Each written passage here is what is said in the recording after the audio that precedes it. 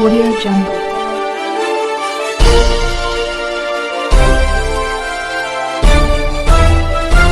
Audio Jungle.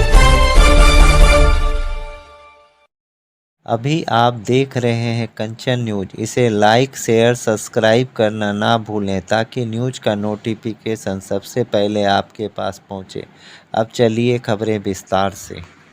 और बताएं कि 19 सालों में मुख्यमंत्री नीतीश कुमार जी की नीतियों में क्या क्या कमियां रही, अपनी विफलताओं का ब्यौरा वो केंद्र सरकार के समक्ष रखें और ये ब्यौरा रखते हुए वो इस बात की मांग करें कि बिहार को विशेष राज्य का दर्जा मिलना चाहिए।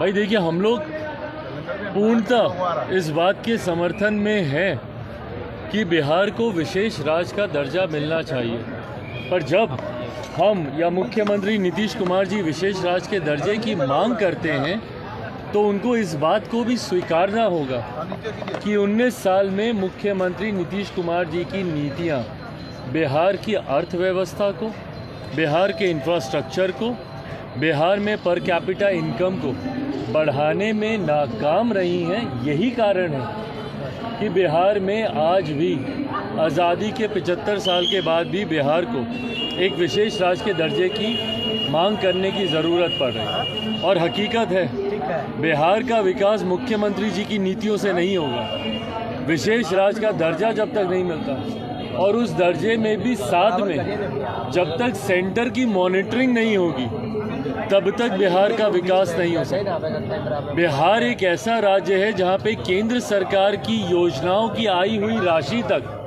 भ्रष्टाचार की देन चढ़ जाती है। विभिन्न केंद्र सरकार की योजनाओं में जो राशि केंद्र सरकार बिहार को भिजवाती है वो तक भ्रष्टाचार की देन चढ़ जाती है। तो ऐसे में जब विशेष राज्य के दर्जे की बात की जाती है तो इस बात को भी सुनिश्चित किया जाना चाहिए कि केंद्र सरकार की मॉनिटरिंग के माध्यम से ही इस विशेष राज्य के दर्जे की राशि या जितनी इसमें सहूलियतें हैं, सुविधाएं हैं, उसका इस्तेमाल या पूर्ण रूपेण उसका इस्तेमाल तभी हो पाएगा जब साथ में केंद्र सरकार इसकी मॉनिटरिंग भी करेगी। सर, लालू प्रसाद यादव हाल के दिनों में कैसे देखते हैं? लगातार वो चुनावी बिहार में उनको कोई सुनता नहीं है। बनारस जाएंगे रैली करने। भाई जो मुख्यमंत्री बिहार की जनता को बिहार की जनता ने जिनको अस्वीकार कर दिया हो, वो सोचते हैं कि दूसरे राज्य की जनता उनको सुनना चाहेगी। और अगर वो बनारस जाएंगे, मुझे बताएं ना क्या लेकर जाएंगे वो? बनारस पूर्वांचल में ही है। बिहार और बनारस कोई बहुत दूर दूर तो है नहीं। क्या बनारस के लोग नहीं जानते कि मुख्यमंत्री नीतीश कुमार जी ने बिहार में क्या किया है? हकीकत है, आप जाकर देख लीजिए बनारस को। अभी कुछ दिन पहले अभी हम गए हुए थे बनारस में, पार्टी का भी एक कार्यक्रम था और वहाँ पर हम दर्शन के लिए भी गए थे, काशी विश्वनाथ। आप बनारस को जाकर देख लीजिए। प्रधानमंत्री की लोकसभा है, सिर्फ इस नाते ही नहीं पर जिस तरीके से उस क्षेत्र का विकास हुआ है, वहाँ के आप मंदिर को ही देख लीजिए। मुझे एक उदाहरण के तौर पर बिहार का कोई एक ऐसा मंदिर बता दें। काशी विश्वनाथ का जिस तरीके से विकास किया गया, क्या बिहार में किसी ऐसे मंदिर का विकास किया गया? और मैं सिर्फ आस्था से जोड़ के इसको नहीं बोल रहा, रेवेन्यू जनरेशन भी होता है भाई इससे। बिहार की अर्थव्यवस्था इससे बेहतर होती है। तो जब ये बनारस जाएंगे, मुझे बताएं ना बिहार का कौन सा मॉडल लेकर जाएंगे? क्या जाकर बताएंगे बनारस के लोगों को कि भैया हम उसी प्रदेश से आए हैं जहाँ पे आए दिन हत्याएं होती हैं, या हम उस प्रदेश से आए हैं जहाँ के लोग दूसरे राज्यों में जाने के लिए मजबूर हैं शिक्षा के लिए, रोजगार के लिए, या हम उस प्रदेश से आए हैं जहाँ पे शराबबंदी तो है पर खुलेआम वहाँ पे शराब जाती है और इन्हीं सीमावर्ती इलाकों से शराब वहाँ पे जाती है। क्या बताएंगे मुख्यमंत्री वहाँ पर जाकर? देखिए, प्रधानमंत्री के सामने जाकर उनको सिर्फ चुनौती देना, उसके पीछे आपके पास शब्द भी तो होने चाहिए, आपके पास भी तो उदाहरण होने चाहिए। जब पहली बार हमारे प्रधानमंत्री गुजरात से जब देश के प्रधानमंत्री बनने की दावेदारी लेकर आए थे तो वो एक गुजरात मॉडल लेकर आए थे। मेरे मुख्यमंत्री बताएं उनके पास क्या मॉडल है? सिर्फ वहाँ पर जाकर उनके सामने अपनी बेइज्जती कराना, ये उचित नहीं है ना।